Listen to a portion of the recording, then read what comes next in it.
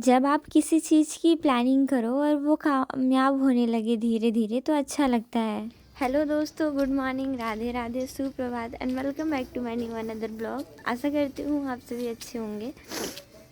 मैं लगभग सुबह के 6 साढ़े 6 बजे के आसपास उठी थी और ये रहा एक खूबसूरत सा सुबह जो काफ़ी ठंड भरा है, लेकिन आई थिंक आज बाकी दिनों की तुलना में बहुत कम ठंड है।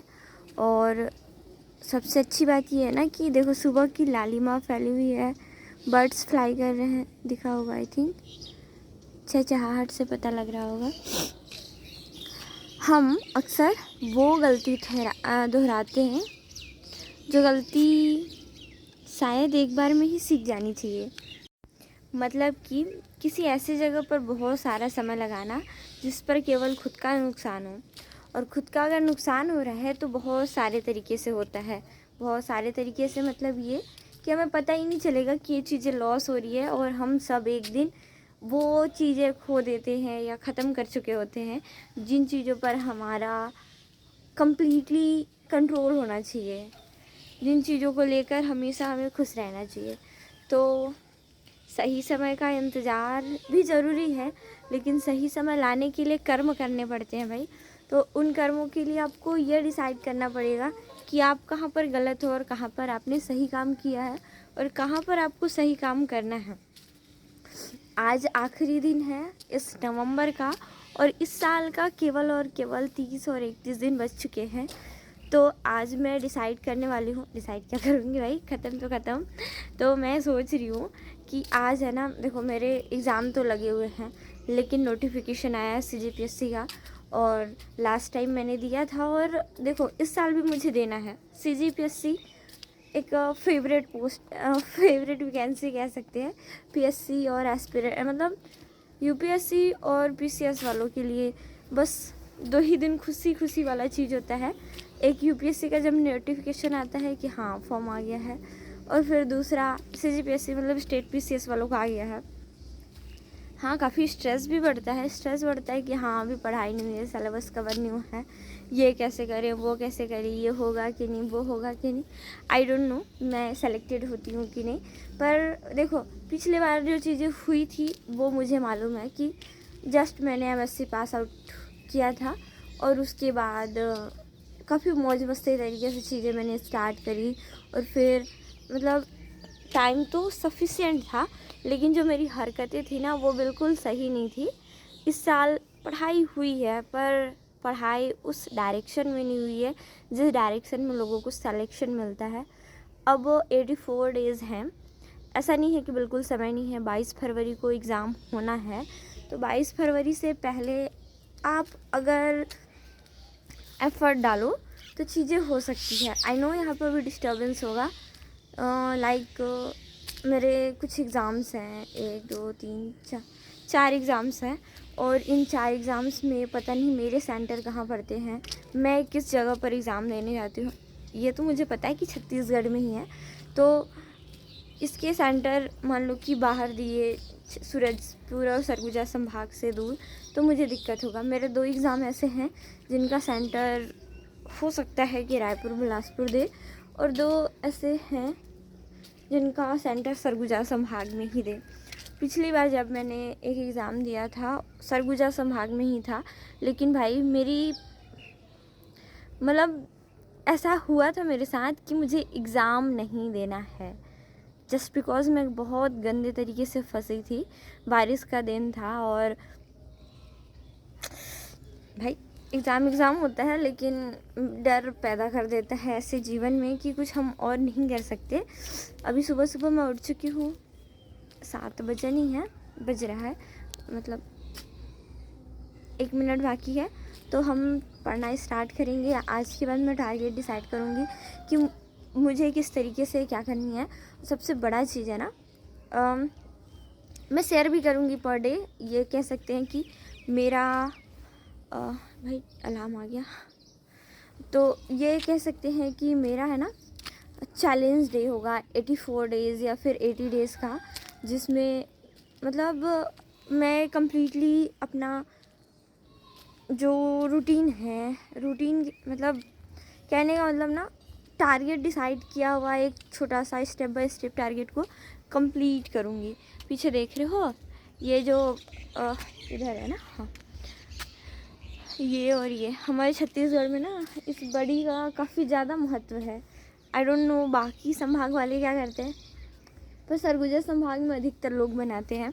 और मेरे घर पर तो ये बहुत ज़्यादा ऐसे, लेकिन ये भी माना जाता है कि घर पर कोई अशुभ हुआ है, अशुभ मतलब कोई धरती छोड़कर जा चुका है, तो ये काम नहीं करते।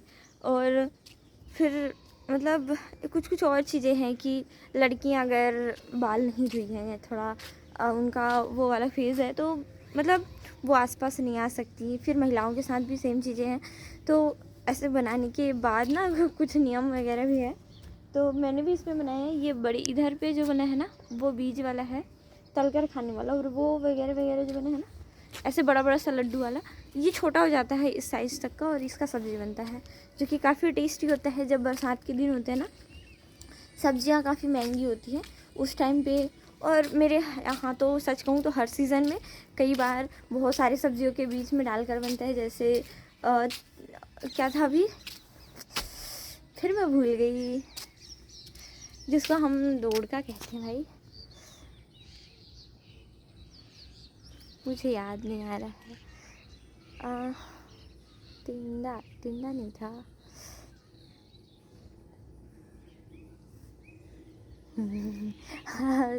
दोड़का ऐसे रेगुलर भाषा है ना, तो मुझे याद रहता है, पर उसके अलावा चीज़ें नहीं याद है। और उसके ऐसे अभी जब चने की सब्ज़ी बनती है, चने भाजी की, उसमें भी डालते हैं। तो ये है एक काफ़ी टेस्टी सा, हेल्दी सा सब्ज़ी, हेल्दी सा, और मतलब ये कह सकते हैं ना कि घर पे क्विक हेल्दी चीज़ें बनती है, वो चीज़ें काफ़ी ज़्यादा अच्छा लगता है। चलो पढ़ते हैं। सोच रही हूँ इस मच्छरदानी को थोड़ा साइड ही कर देती हूँ, क्योंकि होगा ये ना कि थोड़ा स्पेस सही मिलेगा।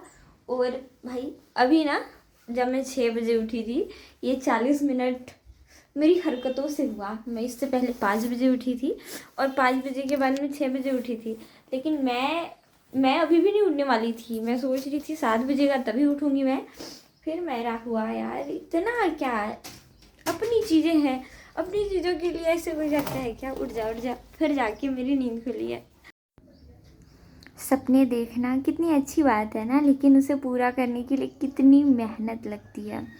कुछ लोग तो सोचते हैं कि हम कंसिस्टेंट कैसे रहें, अगर जब तक घर पर या फिर इमरजेंसी काम नहीं होता और उसके बाद भी आप कंसिस्टेंसी मेंटेन नहीं करते, तो मुझे नहीं लगता कि आप अपने लक्ष्य के लिए एक्साइटेड हो, प्लान हो, और सबसे बड़ी चीज़ पैशनेट हो।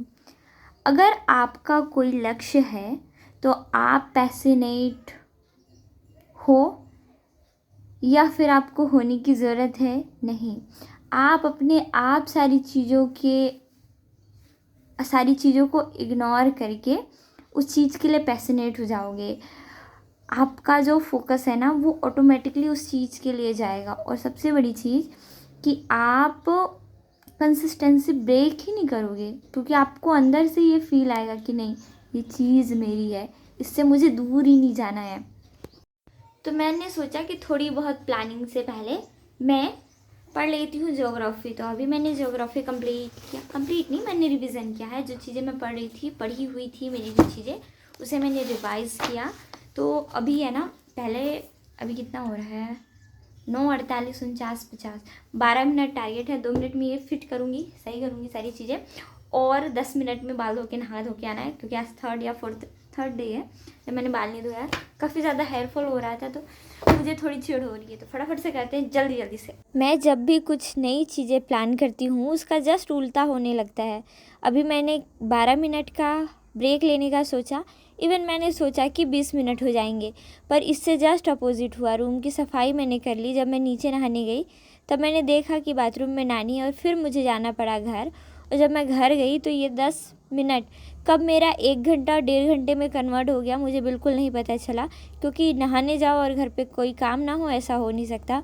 फिर मैं फटाक सीधा नहा के आ गई, क्योंकि मुझे रूम आकर केवल बहुत सारी पढ़ाइयाँ करनी थी, पढ़ाई पढ़ाई पढ़ाई, और इस वजह से मैंने बाकी सारी चीज़ों को इग्नोर किया। धूप में थोड़ी कम पढ़ाई होती है तो मैं धूप में भी नहीं गई। बाद में भले ही थोड़ी ज़्यादा ठंड लगने लग गई तब मैं धूप में गई, लेकिन थोड़ी देर पढ़ाई अच्छे से करने के बाद ही मैं रूम से हिलने का सोची। और हाँ, थोड़ी बहुत हल्की फुल्की नींद भी आने लगती है जब आप ऐसे ठंड में पढ़ाई करते रहते हो कंटिन्यूसली। तो फिर होमवर्क कराया Khushpreet. CHEST chest. chest ARM आम। आ, आम मतलब वाह, ठीक। ये जो यहाँ पे का हिस्सा होता है ना, इसको बहुत सारी चीज़ें तो मैं पहले ही पढ़ा देती हूँ, लेकिन कई ऐसी सारी चीज़ें हैं जो ये भूल जाता है। और मैंने बॉडी पार्ट्स और बाकी सारी चीज़ों को पहले ही पढ़ाया था, लेकिन ये गोबर इंसान है। तो भाई अभी मैं और खुशप्रीत पढ़ रहे थे, अप्रॉक्स मुझे लगता है मैं और खुशप्रीत पढ़ रहे थे। मैं अपना सीजी का पोर्शन कंप्लीट कर रही थी, और खुशप्रीत को सर्दी भी काफ़ी खांसी बहुत ज़्यादा है। लाइट कट गया, लाइट कट जाने की वजह से रूम पूरा अंधेरा है, थोड़ी बहुत चीज़ें दिखाई दे रही है पर बहुत ज़्यादा सफिशेंट नहीं है। मतलब अम, भाई लाइट होने के बाद पढ़ना और बिना लाइट का पढ़ना थोड़ा सा चीज़ अलग कर देता है। अब मालूम नहीं कितने टाइम आएगा, बहुत टाइम से लाइट कटा हुआ है हमारे यहाँ पर। तो ऐसे ठंड स्टार्ट हुआ तब से आग जलाना शुरू किया गया है, पर ऐसे कोयला नहीं जलाया जाता। कोयला, ऐसे कहा जाता है कि रूम में अगर कोयला जलाकर आप रूम लॉक कर देते हो तो कार्बन मोनोऑक्साइड और कार्बन डाइऑक्साइड की वजह से आपकी मृत्यु भी हो सकती है। ये देखो ऐसे पीछे में दिख रहा होगा,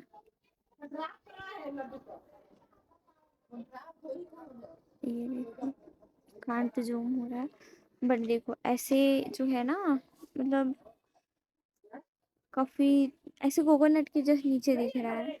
ऐसे आप खुले आसमान पर जलाते हैं और आसपास बहुत सारे प्लांट हैं तब तो उनका बेनिफिट है, पर ऐसे नहीं है कोई फ़ायदा। और पीछे बैकग्राउंड काफ़ी ब्यूटीफुल दिख रहा है, जस्ट सूरज डूब रहा है, डूबता हुआ सूरज और उगता हुआ सूरज वैसे भी अच्छा लगता है।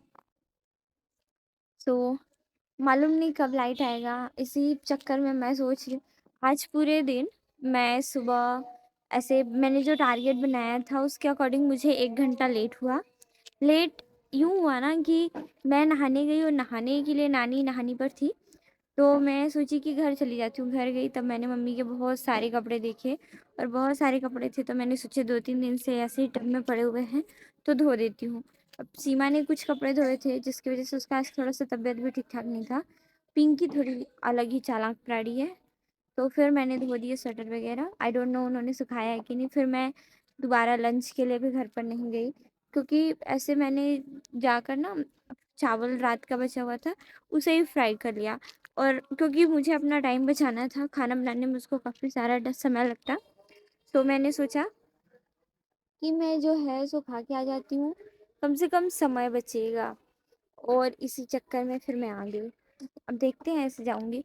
सारे जो चिड़िया हैं वो अपने अपने घर जा रहे हैं, हम भी चलते हैं। ऐसे खुशप्रीत को भी थोड़ा छुट्टी दे देते हैं, लाइट कटा हुआ है काफ़ी टाइम से। जब तक लाइट कटी हुई थी तब तक मैंने खुशप्रीत को भेज दिया, और जब लाइट आया तो ये खुद ही आ गया। ये बात मुझे आज काफ़ी ज़्यादा अच्छा लगा, क्योंकि खुशप्रीत ऐसे कई कई दिनों तक ना भागते रहता है पढ़ने के डर से। और लाइट आ चुका था, खुशप्रीत को पढ़ाने के साथ साथ मैंने थोड़ी बहुत पढ़ी थी।